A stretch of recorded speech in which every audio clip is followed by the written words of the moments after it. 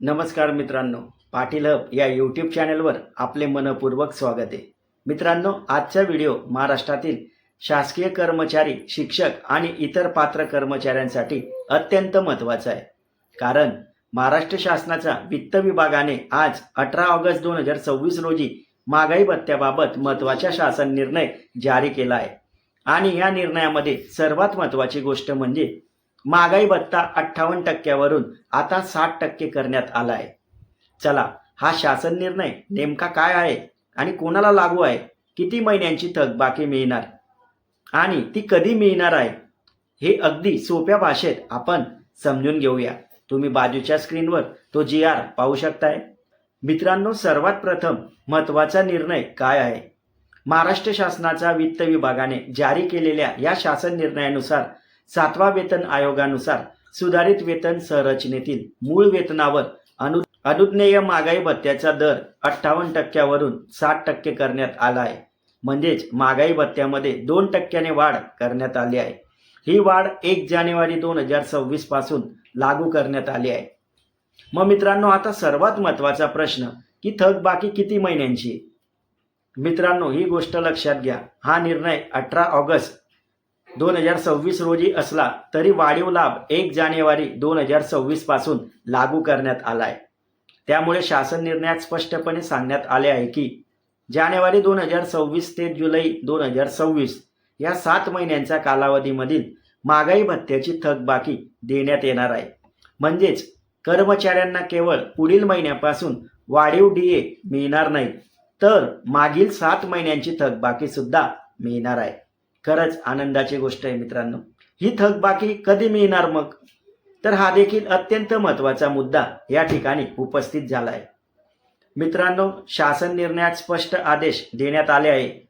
जानेवारी ते जुलै 2026 या कालावधीत 7 महिन्यांच्या महागाई भत्ता वाढीची थकबाकी ऑगस्ट महिन्याच्या वेतनासोबत रोखीने देण्यात यावी. म्हणजेच शासन निर्णयानुसार ऑगस्ट महिन्याच्या वेतनासोबत 7 महिन्याची थकबाकी देण्याचे आदेश आहेत. मित्रांनो, शिक्षकांसाठी याचा अर्थ काय? आता शिक्षक बांधवांनी विशेष लक्ष द्यायचे आहे. या शासन निर्णयात राज्य शासकीय कर्मचारी तसेच इतर पात्र कर्मचाऱ्यांना अनुज्ञेय महागाई भत्त्याच्या दरात सुधारणा करण्यात आली आहे. तसेच अनुदानित संस्था आणि जिल्हा परिषद कर्मचाऱ्यांच्या बाबतीत या खर्चाची तरतूद संबंधित सहाय्यक अनुदानाचा उपलेख शीर्षकाखाली करण्याबाबत शासन निर्णयात नमूद करण्यात आले आहे. त्यामुळे संबंधित कर्मचारी व शिक्षकांनी आपल्या कार्यालयीन वेतन प्रक्रियेनुसार या लाभाची अंमलबजावणी तपासावी. मित्रांनो, एक सोपं उदाहरण समजून घेऊया. समजा एखादी कर्मचाऱ्यांच्या मूळ वेतनावर 58% DA मिळत होता. आता शासनाने 60% केला आहे. म्हणजेच वाढ किती? 2%. आणि ही वाढ 1 जानेवारी 2026 पासून लागू आहे. त्यामुळे जानेवारी, फेब्रुवारी, मार्च, एप्रिल, मे, जून आणि जुलै अशा 7 महिन्यांची वाढीव DA रक्कम थकबाकीच्या स्वरूपात मिळणार आहे. मात्र प्रत्येक कर्मचाऱ्याला प्रत्यक्ष किती रुपये मिळतील हे त्यांच्या मूळ वेतनावर अवलंबून असेल. मित्रांनो, एक महत्त्वाची गोष्ट लक्षात घ्या. मित्रांनो, सोशल मीडियावर अनेक वेळा एखाद्या शासन निर्णयाबाबत वेगवेगळे आकडे आणि अंदाज सांगितले जातात. पण आपण इथं फक्त शासन निर्णयात स्पष्टपणे नमूद केलेली माहितीच सांगत आहोत. त्यामुळे मी आपणास सोप्या पद्धतीने सर्व GR हा समजून सांगण्याचा प्रयत्न करतोय. मित्रांनो, या GR मध्ये 58% 60% DA 1 जानेवारी 2026 पासून लागू करणे आणि जानेवारी ते जुलै या 7 महिन्यांची थकबाकी ऑगस्ट महिन्याच्या वेतनासोबत रोखीने देण्याचे स्पष्ट करण्यात आले आहे. मित्रांनो, शासन निर्णयाची तारीख तुम्ही बाजूच्या स्क्रीनवर पाहू शकताय.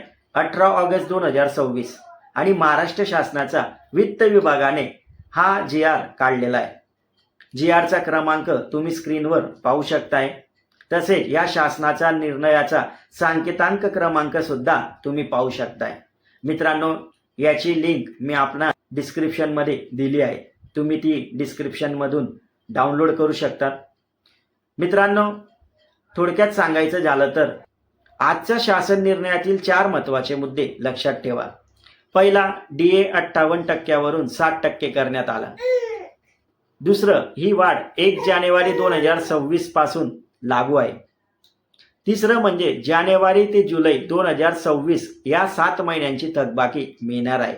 आणि चौथी गोष्ट म्हणजे ही थकबाकी ऑगस्ट महिन्याच्या वेतनासोबत रोखीने देण्याचे आदेश देण्यात आले आहेत.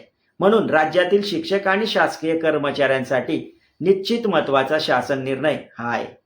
मित्रांनो, तुमच्या पगारावर या 2% DA वाढीवचा नेमका किती परिणाम होईल, तुमचे मूळ वेतन किती आहे ते कमेंटमध्ये मला नक्की सांगा.